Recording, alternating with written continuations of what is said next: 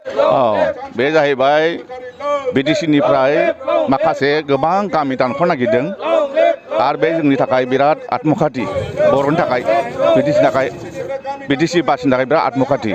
दा बेनिखायनो बिभिन्न जोंनि बर' संगठन लिडारफोर जायफोर बिटिसिखौ सृष्टि खालामदों बेफोर गासिबो ज' जानानै पिएल होदों आरो पिएल होनाया जोंनि बर' जाथिनि थाखाय बिटिसिनि थाखाय बियो पुरा मोनसे माने दायित्व गोनां खामानि जादों आरो बेयो बर'नि निरापत्ता जागोन आरो बेवहाय सोरबा गाज्रि मोननायनि खुनु खोथा गैया गामि दानख'नाय जथेस्थ' खहा दं खारन जायखौ माने बिटिआर सक्तियाव जायफोरखौ गामि दानख'नो नागिरदों बेबादि खालामबाथ' माने बांसिनानो 1,500-2,000-3,000सोआ गामिया थांगोन बिदिबा बे रेल लाइन सेर सेर टाउनफ्रा सेस थांजोबोब्ला मा जागोन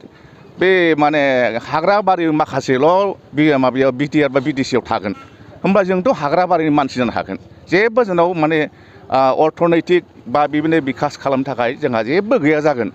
बे हाग्रा बारिखौ लाना मा जानो जोंहालाय बिथांमोनाथ' मा होनो एबसुखौ जोङो जाथिनि मोनसे माबा सानो खिन्थु बिथांमोननि साननायजों मावनायजों आकास पाताल जायो दा बाहाय पिएल होनायाव बे जोंनि जाथिनि थाखायसो मोजां जादों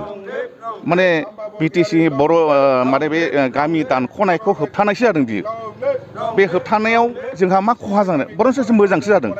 सब माबाया कर्टआ जोंनो माबा होदों राय होदों दानख'नो मोना होननानै राय होदों बे जोंनि थाखायसो मोजां बेखौ एबसु बरायनांगौसो आंनि मथेब्ला बेथ'